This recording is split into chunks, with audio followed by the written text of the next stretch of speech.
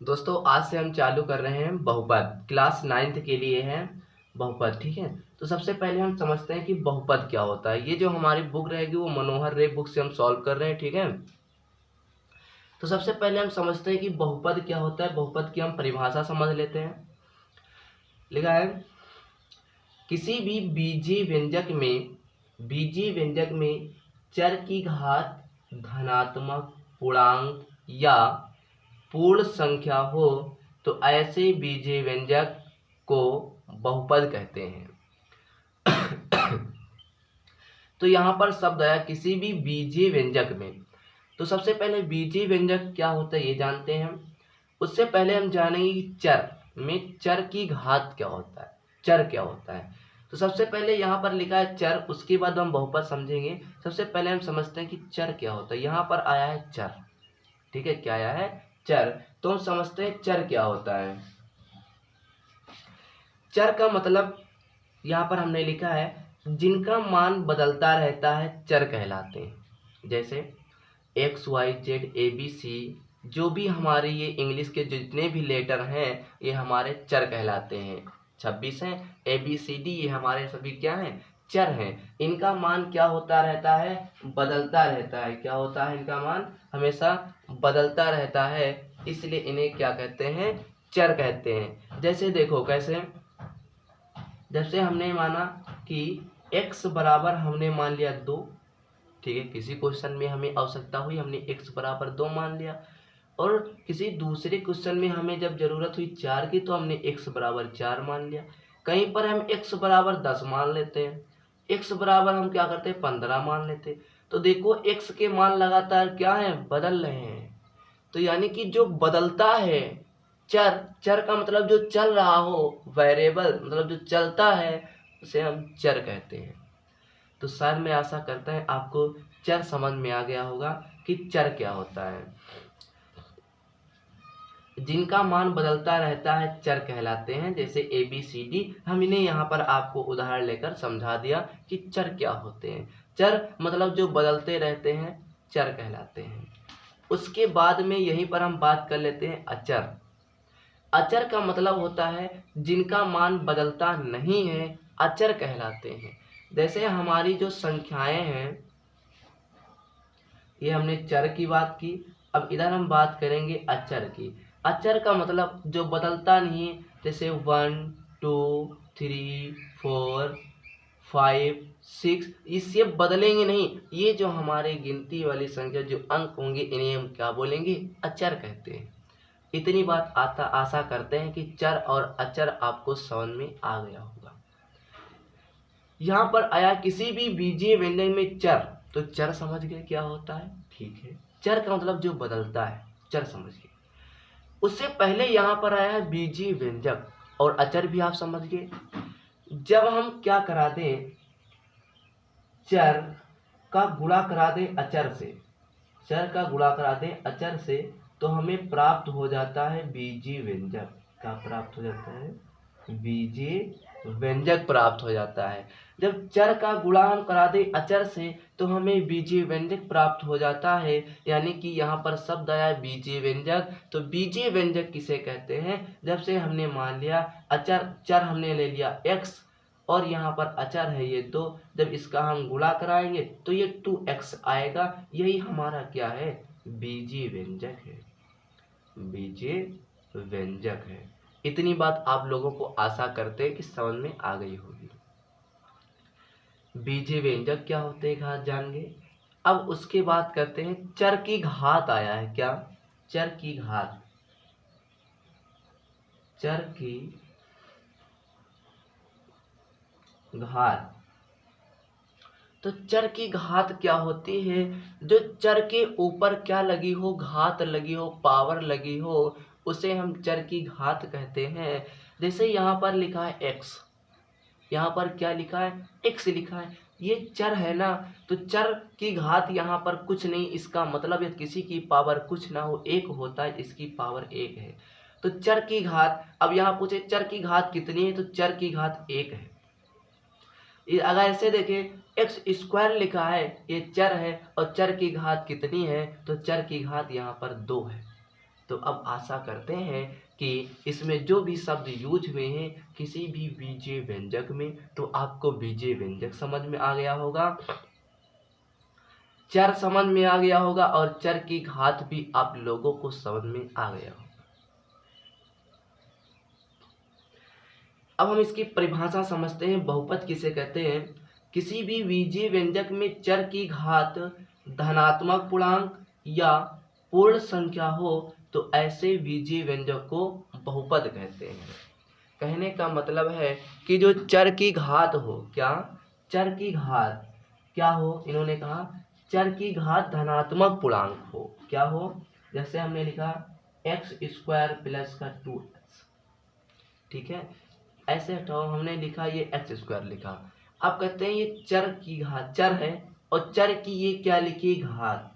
ये क्या होना चाहिए, धनात्मक होना चाहिए। आपको कान खोल कर सुन लेना है कि ये जो 2 लिखा है चर की घात क्या होना चाहिए, हमेशा धनात्मक होना चाहिए। क्या होना चाहिए? धनात्मक होना चाहिए। और लिखा है पूर्ण संख्या हो। पूर्ण संख्या का मतलब दोस्तों क्या हुआ कि इसकी जो पावर हो 1 2 3 4 5 6 ये हो, लेकिन इसकी पावर ऐसे बटे में ना लिखी हो, बटे में ना हो। जैसे 1/2 हो गया, x की पावर 3/2 हो गया, बटे में ना लिखी हो, इसकी पावर धनात्मक हो और पूर्णांक हो। कहने का मतलब, और इसकी जो x है इसकी घात माइनस भी ना हो, ऋणात्मक भी ना हो।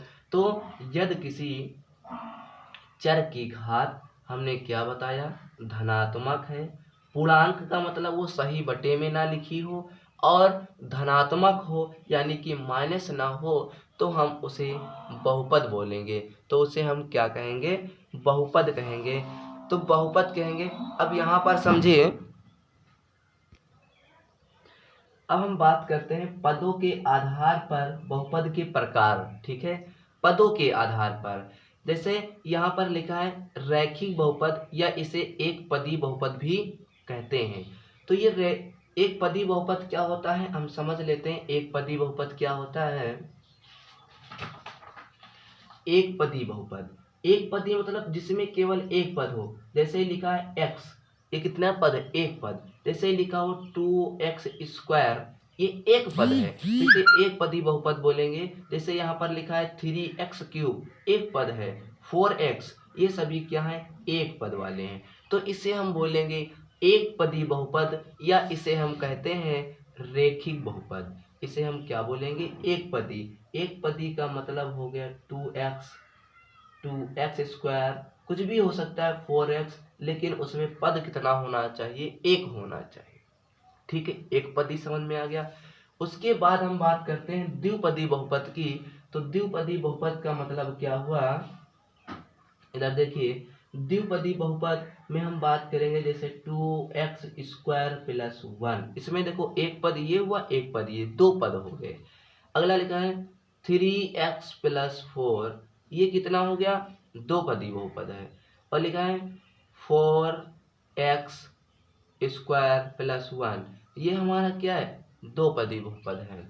उसके बाद हम क्या बात करते हैं, त्रिपदी। त्रिपदी बहुपद क्या होता है, जिसमें तीन पद हों। जैसे लिखा हो x² प्लस का 2x प्लस 1, ये देखो कितने पद हैं, 1 2 3 पद है, त्रिपदी बहुपद होगा। और यदि हम यहाँ पर बात करें अब, और जैसे लिखा हो 2x² प्लस का x प्लस 3, ये क्या है, त्रिपदी बहुपद है। ठीक है, और यदि इस तरीके से भी लिखा हो x प्लस 2 का होल स्क्वायर, ये भी त्रिपदी बहुपद है। ध्यान रखना, पेपर में पूछ लेते हैं।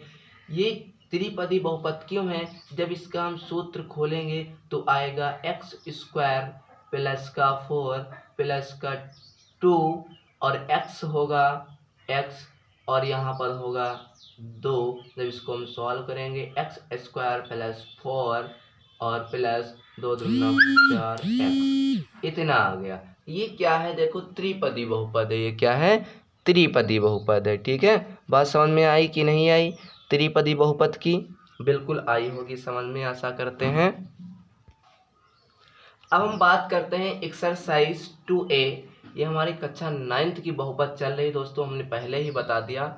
और जो इसमें हम क्वेश्चन सॉल्व करेंगे वो हमारे मनोहर रे बुक से होंगे, ठीक है, क्लास 9th के लिए है। तो आइए देखते हैं सबसे पहले हमारा क्वेश्चन क्या कह रहा है। बहुपद Y cube minus Y plus Y square minus root 2 का अवरोही क्रम लिखिए। अवरोही का मतलब होता है घटते हुए क्रम, डिसेंडिंग ऑर्डर लिखना है। अवरोही का मतलब घटते क्रम में लिखना है। तो घटते क्रम में कैसे लिखेंगे, सबसे बड़े देखो कौन है, सबसे बड़ा देखो, सबसे ज़्यादा पावर किसकी, यहाँ पर y की पावर क्या है 3, हमें घटते क्रम में लिखना है। तो सबसे पहले सबसे बड़ा लिखो, जैसे आपने लाइन लगते हो तो उसमें क्या होता है अवरोही, घटते क्रम में सबसे बड़ा, फिर उससे छोटा, फिर उससे छोटा, फिर सबसे छोटा, ये होता है घटते क्रम। जैसे आप जीने पे चढ़ जाओ तो सबसे ऊपर आप चढ़ गए, फिर उससे नीचे, फिर उससे नीचे, फिर सबसे नीचे, ये होता है घटते क्रम, इसको बोलते हैं अवरोही क्रम, ठीक है, डिसेंडिंग ऑर्डर। तो यहाँ पर सबसे बड़ा लिखेंगे y की, देखो सबसे ज्यादा घात किसकी है 3 है y की, तो लिखेंगे क्या y क्यूब। अब यहाँ पर उसके बाद देखो घात किसकी ज्यादा है, ये दो, यहाँ पर वाई स्क्वायर 2 यहाँ पर है, तो ये प्लस वाई स्क्वायर हो जाएगा। अब यहाँ पर देखो y माइनस वाई लिखा है, इसकी पावर कुछ नहीं, यानी कि इसकी पावर 1 है, क्या है 1 है, तो माइनस वाई हो जाएगा। और ये रूट 2 लिखा है, ठीक है, इस सबसे लास्ट में हो जाएगा ये रूट 2। इस प्रकार से हमारा ये पहला हो गया, ठीक है। अब हम इसका देखते हैं क्वेश्चन नंबर दूसरा, एक्सरसाइज 2A का दूसरा। लिखा है बहुपद x की power 5 plus 2x square plus 3x plus 7x cube x की power 4 plus x cube plus 1 का आरोही क्रम लिखो। आरोही क्रम का मतलब होता है असेंडिंग ऑर्डर, बढ़ते हुए क्रम में, सबसे पहले सबसे नीचे जीने पर, फिर उससे ऊपर, फिर उससे ऊपर, फिर सबसे ऊपर, ये होता है आरोही क्रम, मतलब बढ़ते हुए क्रम, ठीक है। तो यहाँ पर देखो सबसे छोटा पहले लिखेंगे, तो सबसे छोटा यहाँ पर कौन है, देखो सबसे छोटा यहाँ पर कौन होगा, x होगा या 1 होगा, बताइए आप लोग। सबसे पहले यहाँ पर जो सबसे छोटा है वो क्या होगा दोस्तों, यहाँ पर देखिए, इसमें कह रहे हैं क्या, बहुपद x की power 5 2x square plus 3x plus 7x की x की power 4 plus x cube plus 1 का आरोही क्रम लिखना है, यानी कि बढ़ते हुए क्रम में। तो देखो, तो इसमें यहाँ पर लिखा है 3x और यहाँ पर लिखा है 1, तो इसमें हम सोच रहे हैं सबसे पहले कौन सा लिखा जाए, तो ठीक ऐसा समझो, यहाँ पर लिखा है 1, क्या लिखा है 1, क्या इसमें x है, x नहीं है, तो x की पावर यहाँ पर 0 हो जाएगी, x नहीं है ना, तो x की पावर हो जाएगी 0। तो सबसे कम पावर कहाँ है, इसी में है ना 0, तो सबसे पहले यही लिखा जाएगा, यानी कि 1। क्यों लिखा जाएगा 1, हमने बता दिया, क्योंकि यहाँ पर x नहीं है, यानी कि x नहीं है, तो x की पावर, यानी कि कहने का मतलब 1 और x की पावर लिखा है 0, यानी कि x 0 बार, यानी कि x है ही नहीं, तो सबसे कम पावर इसकी हो जाएगी, इसलिए यहाँ पर हुआ 1। उसके बाद में x की पावर देखो कहाँ पर सबसे कम है, ये तो यहाँ पर इसकी पावर 1 है, तो ये हो जाएगा प्लस 3x। उसके बाद में देखो यहाँ पर x की पावर कितनी है, प्लस 2x स्क्वायर, बैठो आ रहा है, बैठो लगाओ आगे के, ठीक है ना, प्लस यहाँ पर है 2x स्क्वायर। अब उसके बाद में देखो पावर किसकी ज़्यादा, यहाँ पर 3 है, तो प्लस हो जाएगा x क्यूब। उसके बाद में देखो पावर किसकी ज़्यादा है, यहाँ पर 4, तो प्लस 7x की पावर 4। उसके बाद में यहाँ पर x की पावर 5। इस प्रकार से इसे हम लिखेंगे किस क्रम में, किस क्रम में इसे लिखेंगे हम, आरोही क्रम, यानी कि बढ़ते क्रम में। देखो यहाँ पर 0 पावर, फिर 1 हुई, फिर 2, फिर 3, फिर 4, फिर 5 हो गए, ठीक है। अब हम बात करते हैं क्वेश्चन नंबर तीसरा। कहा है निम्नलिखित में बहुपद नहीं है। हमने बताया आपको बहुपद के बारे में, बहुपद क्या होता है, x की जो घात है वो क्या हो, धनात्मक हो, और उसकी जो संख्याएं हो सही बटे में ना लिखी हो, बस वो क्या होगा, बहुपद होगा। तो यहाँ पर देखो लिखा है x square plus 5x plus 6, इसकी भी घात देखो क्या है धनात्मक है, और इसकी भी घात देखो क्या है 5x 1 है, और यहाँ पर इसकी भी घात देखो क्या है धनात्मक है, यानी कि 0, यानी कि कहा है x की पावर धनात्मक या पूर्णांक हो, पूर्णांक में 0 भी आ जाता है, तो इसलिए ये क्या है पूरा हमारा ये बहुपद है, बहुपद है, क्या है ये बहुपद है। क्यों? क्योंकि इसकी पावर देखो क्या है धनात्मक है, सभी में पावर इसकी क्या है धनात्मक है, इसलिए ये क्या होगा बहुपद होगा। इसमें भी देखो इसकी पावर y की पावर 5 है, ये क्या है धनात्मक है, ठीक है, यहाँ पर ये क्या है 1, इसलिए ये भी क्या है धनात्मक है, ठीक है। और ये देखो अब यहाँ पर देखो लिखा है रूट के अंदर x, यानी कि रूट का मतलब होता है किसी की पावर x की पावर, लिखा है 1/2 प्लस का 2x, ये लिखा है। अब इसकी पावर देखो सही बटे में लिखी है, तो ये क्या होगा बहुपद नहीं है, हम काट देंगे, बहुपद नहीं है। अब यहाँ पर लिखा है x - 5, तो x की पावर 1 है, और इसकी पावर यहाँ पर कुछ नहीं, यानी कि x की पावर 0 है, तो ये क्या है बहुपद है। 0 का मतलब कहा बहुपद वो होंगे जो धनात्मक हो, क्या हो धनात्मक हो, और पूर्णांक हो, जिनकी घात क्या हो, जिनकी घात धनात्मक और पूर्णांक हो, क्या हो पूर्णांक नहीं पूर्ण हो। जहाँ पर हमने अभी आपको बताया था उसकी डिफिनेशन में वो कहाँ गया, हमने आपको लिखाया था वो पेज कहाँ रख दिया हमने, परिभाषा उसकी हमने आपको अभी दिखाया था, ये दो यहाँ पर, ये दो धनात्मक पूर्णांक या पूर्ण संख्या हो, पूर्ण संख्या मतलब 0 से स्टार्ट होती है, पूर्ण संख्या ना होल नंबर, इसलिए पावर यदि क्या है पूर्ण संख्या है, फिर भी क्या होगा वो हमारा बहुपद होगा, इसलिए ये भी क्या है बहुपद है, ये बहुपद नहीं है। अब हम बात करेंगे क्वेश्चन नंबर 4 की।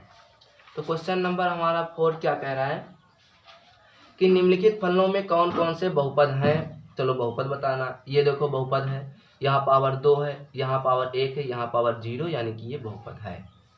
ये भी देखो y की पावर 8 है, यहाँ पर y की पावर 0 है, ये बहुपद है, ठीक है। अब यहाँ पर देखो ये बहुपद नहीं है, क्यों नहीं है, देखो ये लिखा है x लिखा है प्लस, अब ये 1/x लिखा है, जब इसको ऊपर लेकर जाएंगे हम तो ये क्या हो जाएगा, तो ये हो जाएगा x की पावर -1 हो जाएगा। हमने कहा कि किसी भी घात, किसी भी बहुपद की घात क्या हो, कोई भी लिखा है विजय व्यंजक, उसकी घात क्या होनी चाहिए, उसकी घात क्या हो, उसकी घात होनी चाहिए धनात्मक, लेकिन यहाँ पर देखो ये घात क्या है ऋणात्मक है, इसलिए हमारा ये बहुपद नहीं है।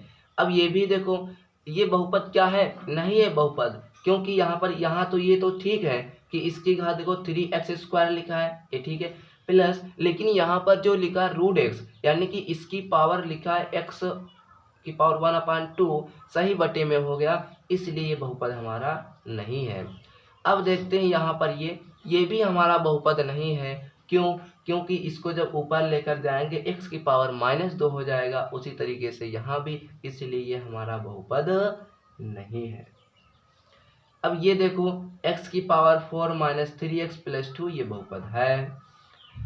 अब ये हमारा क्या है, देखो x की पावर 2 - 2/3, इससे नहीं मतलब है जो हमारी संख्या लिखी उससे नहीं मतलब है, हमें देखना है चर की घात क्या है, 1 है ना, इसलिए बहुपद ये है।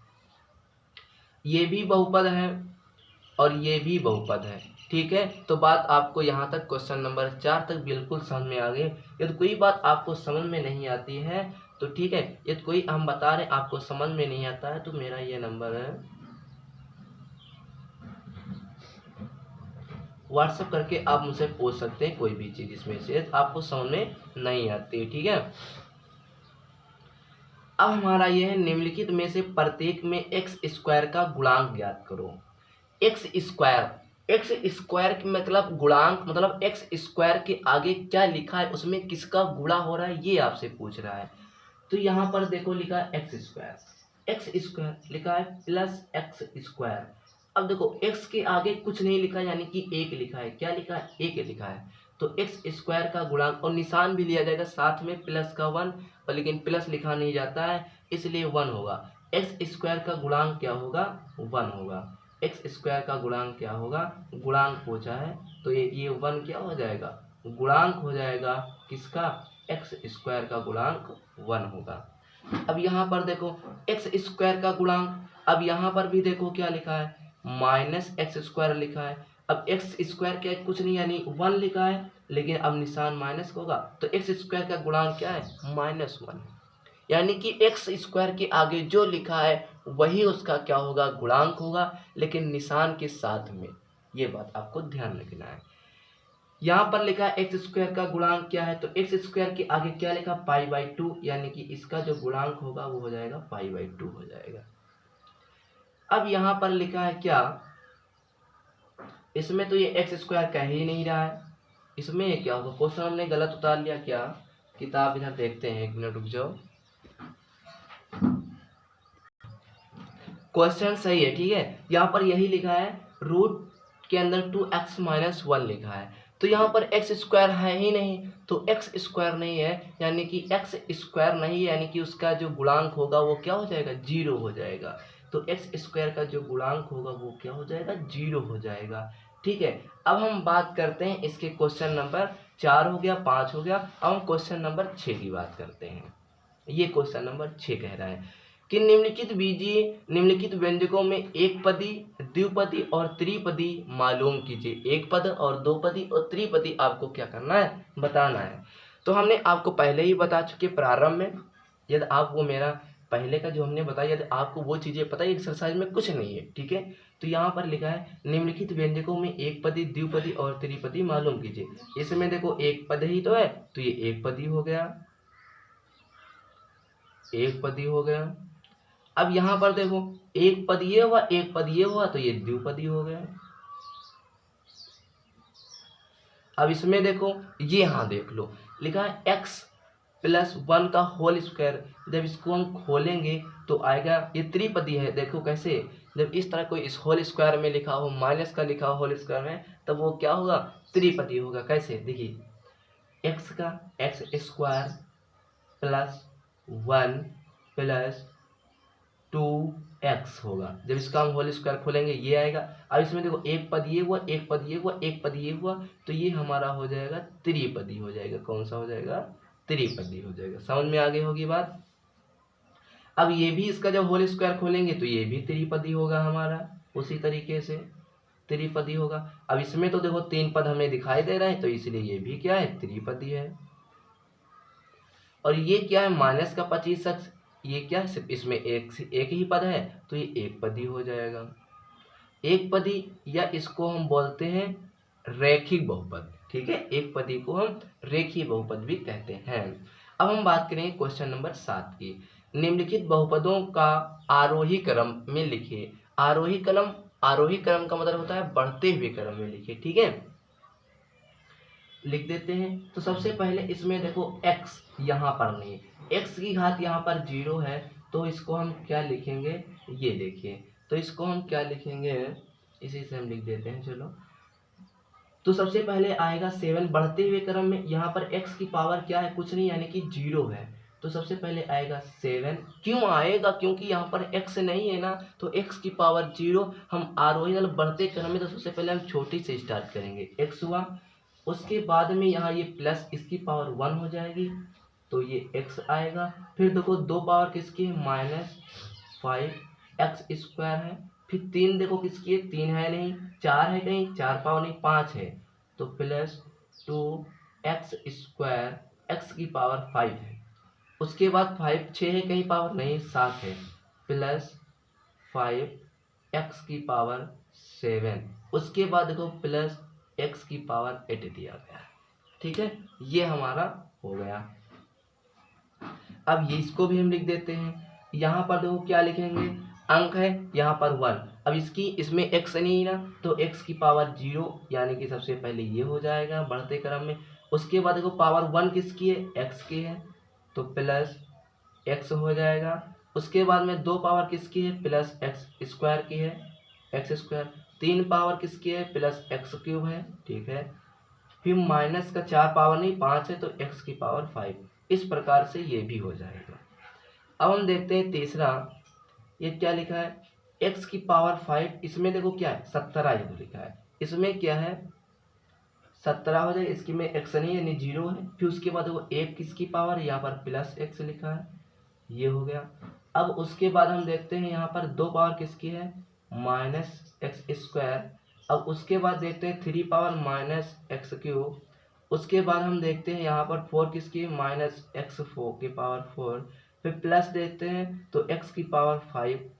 उसके बाद 6 है, हाँ फिर 6 भी है तो x की पावर 6। इस प्रकार से हमारा क्वेश्चन नंबर 7 हो गया। अब हम इसका लास्ट क्वेश्चन नंबर 8 देखते हैं। ठीक है, बिल्कुल आप लोगों को समझ में ये आ गया होगा। अब 8वां हम देखते हैं। ठीक है, 8 कह रहा है निम्नलिखित बहुपदों को अवरोही क्रम में लिखो। अभी हम आरोही क्रम में लिखे, अब अवरोही क्रम में, अब मतलब घटते क्रम में लिखना है। कैसे क्रम में, घटते क्रम में लिखना है मुझको।